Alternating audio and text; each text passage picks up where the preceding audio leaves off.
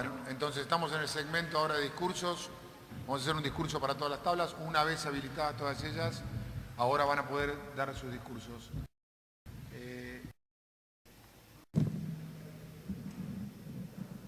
Bueno, gracias, presidente. Como lo han hecho todos los diputados y diputadas, agradecer una vez más a los trabajadores y trabajadoras de la Casa que han equipado nuevamente este salón y la legislatura en general para que podamos funcionar con todas las precauciones que ya empezamos a conocer como habituales en la época que nos toca vivir.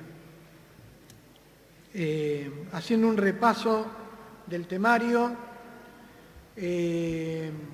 el bloque del Partido Socialista va a votar favorablemente el expediente 750 de autoría del GEN, de Consenso Federal, del FIT y del PO, referido a un pedido de informes por el tema barbijos.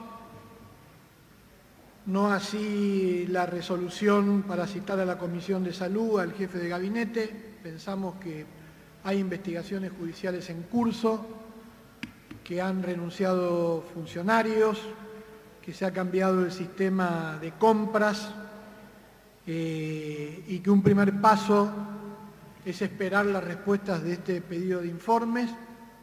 De todas maneras, el jefe de gabinete va a estar aquí presente en el mes de junio, principios de julio, y me parece que hasta ahora el camino adoptado es el correcto para esta legislatura.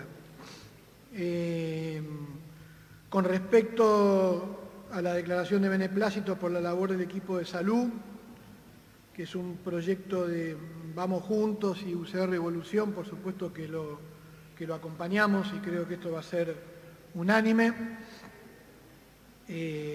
También nos pareció muy interesante y lo vamos a acompañar el proyecto de UCR Evolución con respecto al análisis de viabilidad de implementar medidas tendientes a mejorar la situación de niñas y niños como producto de la situación de la cuarentena.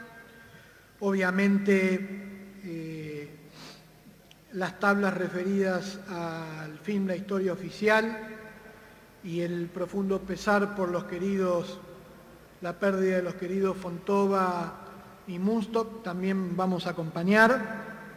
Vamos a acompañar la declaración 796 de Vamos Juntos, que vería con agrado que la ANMAT dispusiera el cese de toda publicidad por cualquier medio de comunicación que aconseje mecanismos de automedicación. Nuestro bloque se va a abstener en el expediente 905, referido a la situación de cárceles y presos. Entendemos que el tema carcelario en la Argentina es uno de los temas que es una problemática grave y que nadie la aborda para resolverla. Lo que ha hecho el coronavirus, lo que ha hecho la pandemia, es mostrarlo con más crudeza. Por un lado, no nos parece prudente agregar más confusión al tema. En esto quiero ser muy preciso y claro. Los medios de comunicación han distorsionado este tema de manera palmaria. Me parece que irresponsablemente muchos de esos medios han creado situaciones de confusión y de pánico que llevan a linchamientos, que llevan a distorsionar una explicación racional de esta situación, como lo han planteado algunos diputados y diputadas. He escuchado con mucha atención la exposición de la diputada Bregman, que coincido en muchos de los puntos que ella planteó, y lo planteó con datos, con evidencia, acerca de la población carcelaria en la Argentina. El Gobierno Nacional y el Gobierno de esta ciudad ha abordado la problemática de la pandemia desde una perspectiva sanitaria.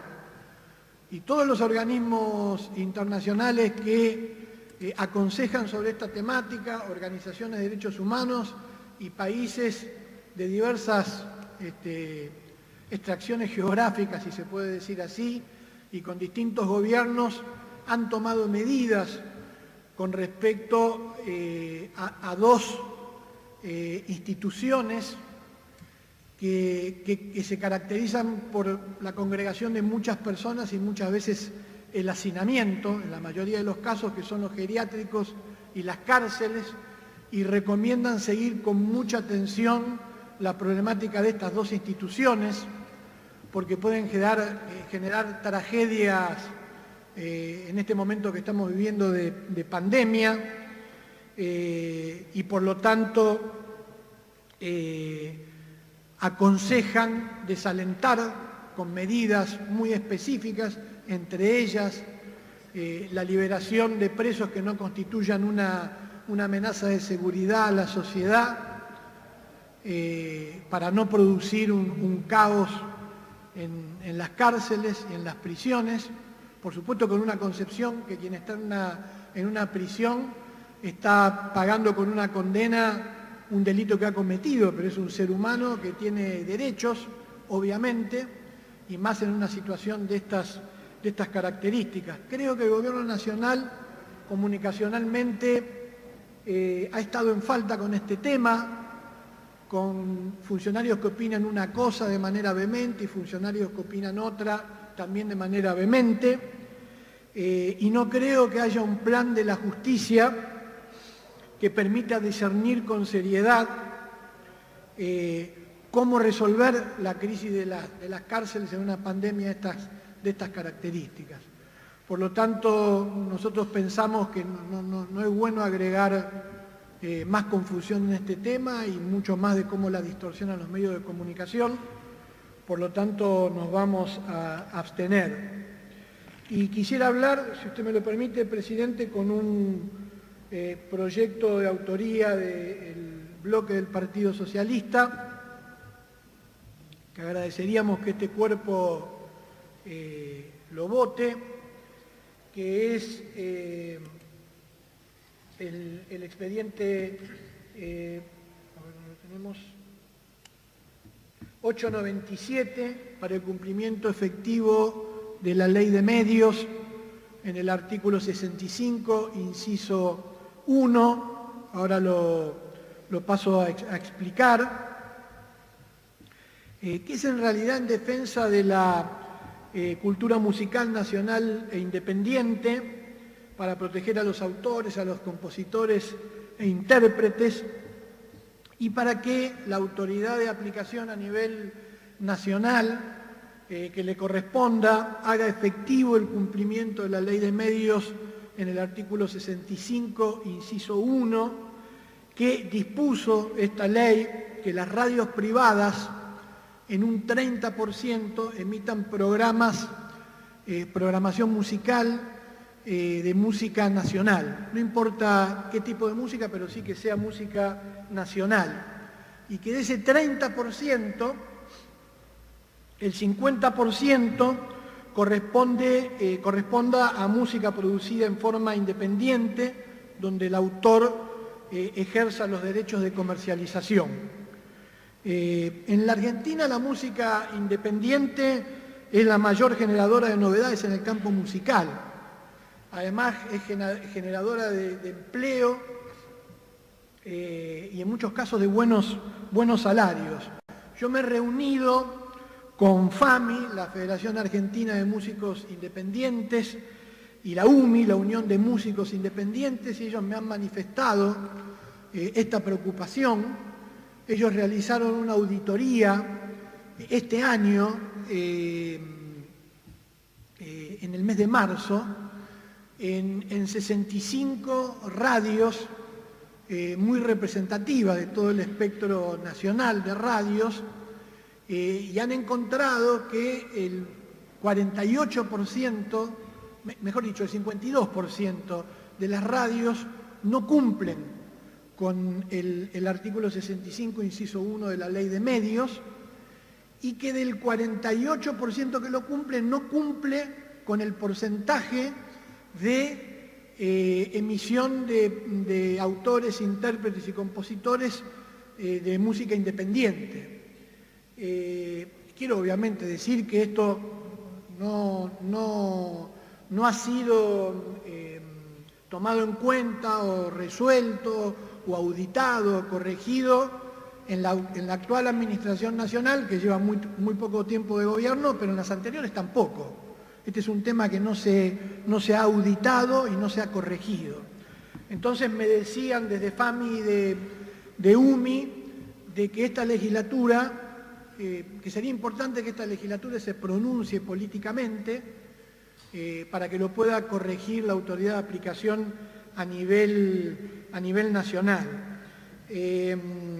Esto, ¿por qué lo plantean ellos? Porque esto tiene un impacto de manera muy contundente en el aspecto económico, porque la difusión mejora la recaudación por derecho de autor. Y están en este momento en una situación muy delicada, producto de que por la situación de la pandemia y la cuarentena no pueden realizar, obviamente, presentaciones en vivo.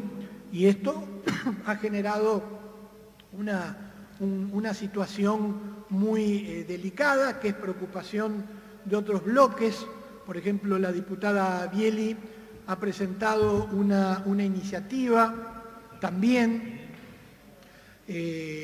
para abordar ya no solo la música independiente, sino la cultura independiente en la ciudad, que está en una gran crisis. Iniciativa que creo ha sido tenida en cuenta.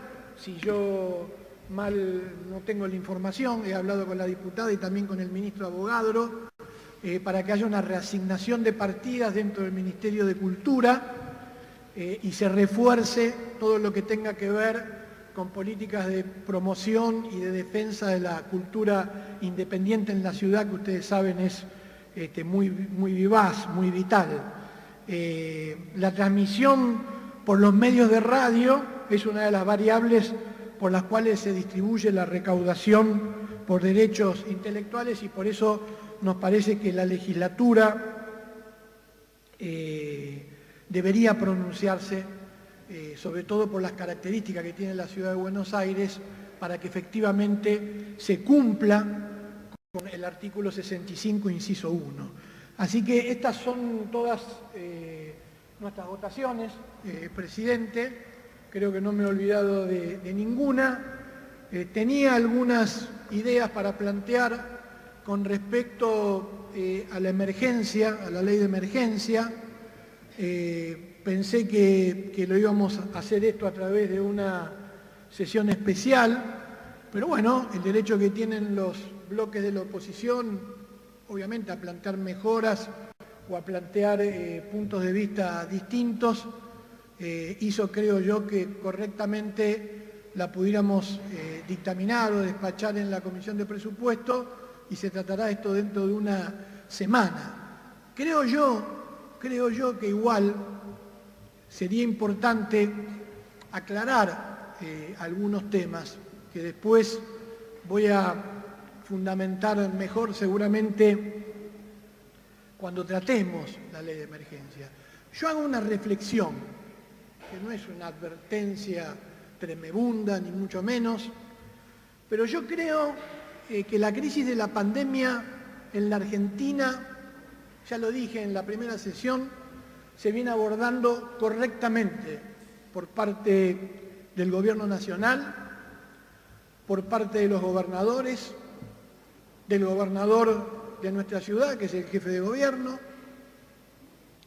y que yo no sé si porque el miedo no es sonso o porque todavía había una reserva de madurez política en el sistema político argentino, le da la sensación, yo creo, a la mayoría de las argentinas y argentinos, y también a los que somos dirigentes políticos o militantes políticos, que se ha estado a la altura de la circunstancia en cuanto a bajar el botón del volumen del conflicto político, o por lo menos lo que ecualiza el conflicto político, es decir, tener conflicto político y debate político cuando un tema es trascendente e importante y tratar de bajar el ruido de lo que no es trascendente, porque estamos en un hecho que es inédito para la humanidad, de inusitada gravedad, en donde está en juego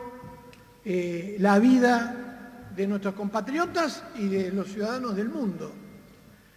Y la verdad que el presidente de la Nación siente en una mesa frente a los medios de comunicación a un gobernador de una provincia de signo político contrario, del otro lado al gobernador de la provincia de Buenos Aires, del otro lado al jefe de gobierno de la ciudad, a los distintos gobernadores. Pareciera que no debería ser algo que debamos felicitarlo o resaltarlo o puntualizarlo o que alguien tenga que hacer en un discurso una mención a esto como ha sucedido. Pero para la cultura política de la Argentina, para el nivel de confrontación político en la Argentina, no deja de ser algo trascendente e importante. Es importante que además, porque lo sabemos todos, se comuniquen permanentemente, que los equipos de todos los gobiernos, sobre todo el de la provincia de Buenos Aires, que tiene una relación ineludible de ida y vuelta entre la ciudad y la provincia de Buenos Aires, porque sobre todo con el conurbano, eso sea efectivo en materia de seguridad, en materia de salud pública, de sanitario. Y entonces, yo lo que digo es que esto no hay que perderlo, ¿no? Porque el gobierno nacional ha cometido errores, ha metido la pata, está gobernando como todos los gobiernos del mundo con ensayo y error. El gobierno de la ciudad ha cometido errores, ha metido la pata y también gobierna, más allá de los planes, con ensayo y error, porque estamos todos aprendiendo con este hecho inédito en el mundo. Pero tenemos que tener la capacidad, me parece a mí, de buscar algún sentido común, y si no quieren sentido común, de racionalidad, para que esto lo podamos mantener. Porque lo que está haciendo Argentina, y no quiero entrar en estadísticas ni mediciones, lo podemos hacer quizás en otra sesión o en otras circunstancias, es realmente elogioso en términos relativos para las posibilidades que tiene el sistema de salud en términos generales en la Argentina, para ser un país que tiene 14, 15, 16 millones de pobres, y cuando uno hace analogías, sin caer en compararnos con otros países de Latinoamérica, que eso creo que fue un error, pero tarde o temprano alguna analogía uno hace, ¿no? Yo no me voy a comparar, no quiero comparar con América Latina, pero una comparación realmente interesante que nos generaría menos conflicto es, por ejemplo, comparar Argentina con Canadá. Bueno, nosotros no nos podemos comparar con Nueva Zelanda. Es una isla, un admirable sistema de salud público, rodeada, obviamente es una isla, mar, 3 millones de habitantes. No son países modelo como para poder uno compararse, como cuando se habla, ¿qué modelo de país te gusta a vos? Y como los nórdicos. Los nórdicos, en Finlandia viven 3 millones de personas, tienen determinadas pautas culturales ancestrales, no son modelos. Pero, por ejemplo, Canadá es un país que tiene 38 o 39 millones de habitantes, ¿no? Tiene una gran frontera con Estados Unidos, está clausurada, y también con Alaska. Al norte tiene el Polo Norte y hacia el otro lado tiene el Océano Atlántico Norte. Uno de los mejores sistemas de salud público del mundo, en donde todas sus ciudades están entre el ranking de mejor calidad de vida junto con Australia, Nueva Zelanda y algunos países nórdicos. También les llegó tarde, o mejor dicho, tuvieron tiempo, porque la pandemia fue avanzando de oriente a occidente. Son 38 millones de personas. Tuvieron tiempo. Tienen 50.000 infectados y 3.000 muertos. Entonces, no lo estamos haciendo mal. La ciudad de Buenos Aires, si yo hago una lista de las 20 ciudades más importantes del mundo, de la escala de Buenos Aires, y debe estar entre la que menos afectados tiene y la que menos muertes tiene. Ciudades, comparada con ciudades que no conocen lo que es una villa miseria, y nosotros en esta ciudad sí lo sabemos, 300.000 personas viven en Villa Miseria. Diputado, si puede ir redondeando, Sí, por ya favor. voy terminando. Y ciudades que tienen una altísima calidad de su sistema sanitario. Quiere decir que no la estamos haciendo mal. Y entonces hay que cuidar este clima político que tenemos. Porque en donde nos pasemos un poquitito, oficialismo y oposición, lo voy a decir groseramente, la vamos a cagar. Y si la cagamos, el prejuicio no es para el que gobierna o para el que quiere gobernar, sino que el prejuicio va a ser para la salud de millones de personas en este país. Muchísimas gracias, presidente.